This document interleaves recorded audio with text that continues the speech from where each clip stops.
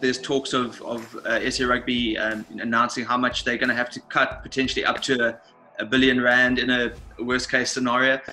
From a union perspective, how are the Bulls managing, and how are you kind of changing things up to be able to cope during this time where obviously the financial hits is quite significant? Yes, Craig, thank the Lord I did the deal last year with Mr. Rupert and Mr. Motsepe, so I guess we're also in a terrible, horrible situation, but we got very, very strong shareholders, and we will be able to survive on the professional side. It's having a dramatic impact on us as well, obviously, but we will be able to survive. But I think, more importantly is that we buy into the whole collective.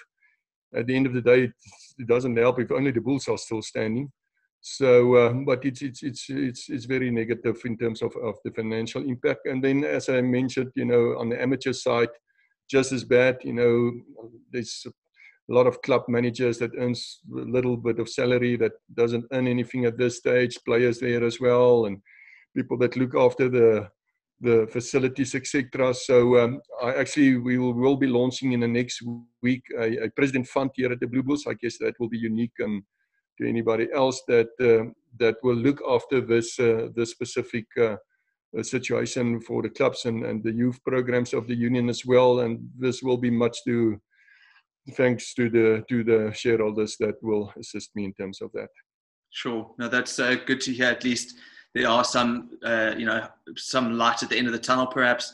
And Willem, just in terms of talking specifically around players, I mean, naturally there are going to be pay cuts that come into effect. It looks like, as I understand it, some of that's being finalized this week. So, quite soon there'll probably be some clarity on that. But from a player's perspective, how are the players feeling? Obviously, there's perhaps that fear of job insecurity and not quite knowing when they're going to play again. What has been the feedback from the players and how they're coping during this time?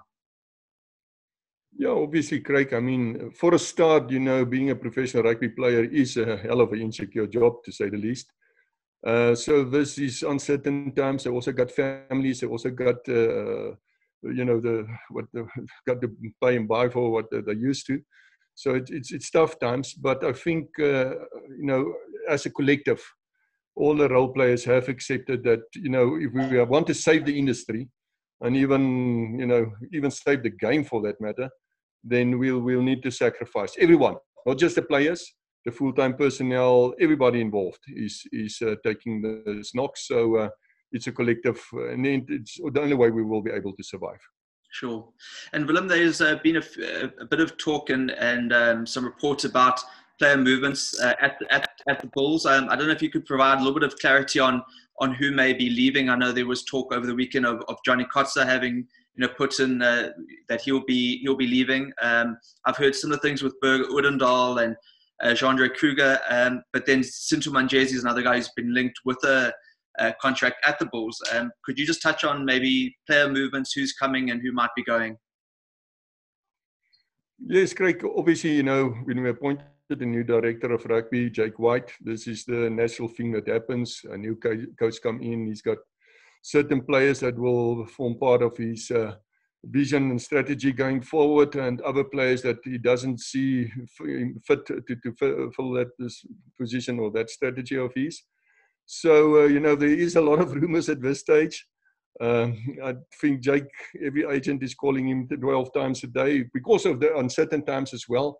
It's also very difficult, he's still in Hermanus. He can't move, he can't come to Loftus, he can't meet with the people. He haven't even met the players as yet, can't meet with the agents per se, etc. But it's just a natural situation. I know there's been a lot of speculation. I don't want to go into names, etc. But as with any new coach, he's got certain players that he wants to recruit. And you must remember that there's a limit nowadays. You're only allowed 45 contracted players. So obviously, you'll be looking to offload certain players to recruit the players that he think he should have in his team going forward. Sure. Just chatting about Jake, as you say, I mean, he was the big announcement quite recently, just in terms of coming on board as a new director of rugby. Could you just chat a bit around that appointment, what you guys saw in him and what you think he'll be able to bring to the franchise in terms of maybe some restructuring, and certainly I'm sure the vision will be to get the Bulls back to where they were as a real force in Super Rugby, competing for titles and in the competitions they're involved in. How much hope do you have with Jake coming in and what he can do to help turn the franchise around? Craig, I think when we started as new management, well, it's now 18, 20 months ago, we had some certain objectives that we wanted to achieve. And two of them was done in the last 3, 4, 5, 6 months. And the one was to ensure the financial future of the Blue Bulls Rugby Union and the Blue Bulls Company, which were both under tremendous pressure at that stage. And the other was to recruit a world-class director of rugby or head coach, whatever you want to call him. And we did the first thing in terms of our deal with Remgro and Mr. Motsepe. And then when Jake White was available, there was no doubt in my mind that this is the kind of caliber of coach that we need to get involved in our structures. I mean, Jake's records speak for himself.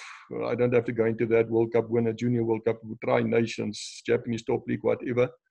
He's made his mistakes, and like everyone, like me and you, has made mistakes, a lot of them.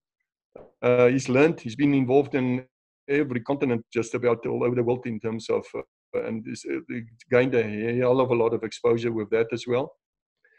And, you know, in my first discussions that we had with him, I just know that this is the guy. He's got a clear vision, a clear strategy. There's no doubt in his mind what he wants to achieve, why he wants to do it, with which players, which personnel, where is the game going. He's an absolute student of the game. So I have no doubt in my mind that this is one of our better appointments. You know, I mean, all the South African franchises, if we get back to playing, will always be under tremendous pressure. You know, at 18 rand to the dollar and 20 rand, 23 rand to the pound, it's very close to impossible to keep your superstars.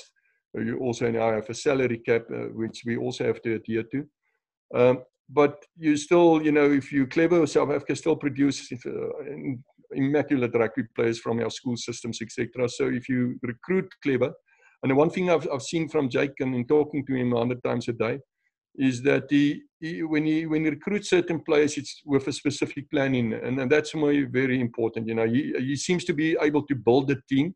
I mean, he did that in leading up to the 2007 World Cup with Percy and Oz, etc., etc. So he definitely got that capacity, and I'm very, very excited and very positive about the impact he's going to have on our franchise. No doubt about that. Great. Willem, just a final question.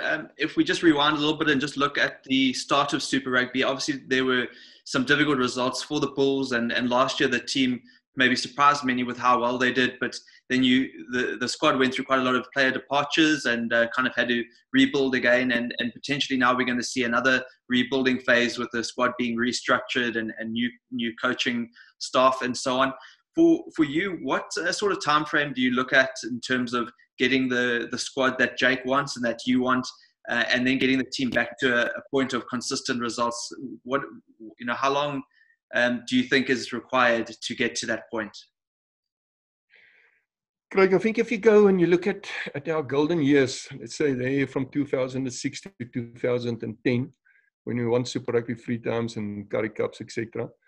The rand for a start at that stage, you can go and Google it, was around 5.60 rand to the dollar. And, you know, they say you can't build a team, but that team was built. You know, they played together for 2, 3, 4 years. So once a rugby team start playing together for 2, 3 years, they become a major force. Obviously, times have changed. So what I'm trying to tell you is Jake will have less time. He will have less time. You will have to make an immediate, or be seen to be making an immediate improvement. As you said last year, I think we should have done actually better. We had world-class players in our squad, like Andre and Jesse and Luot and Ergia and Dwayne and Skalk, and which we all lost just for simple reason due to the exchange rate. So that was one hell of a squad. But Jake will definitely, if things work out, unfortunately some players are still on a contract. But there's also sometimes there's an opportunity in the chaos. So this pandemic might just help us to get players on board, which we might otherwise not have been able to recruit. But to answer your question, he don't have a lot of time. What's interesting, I mentioned all the titles he won. He hasn't won the Currie Cup as yet. So I said, so that's some of your first goal. You win the Currie Cup as soon as possible. You won't have a lot of time, but, as I said, it's not only the Bulls. I think all franchises in South Africa has got that challenge. And I want him to make an immediate impact. Should we have a Currie Cup this year? And then definitely in terms of next season's competitions. Great. Well, Willem, thank you so much. I won't keep you any longer, but thanks so much for making time, and keep well during this period of lockdown. Thank you, Craig. Nice talking to you. Cheers.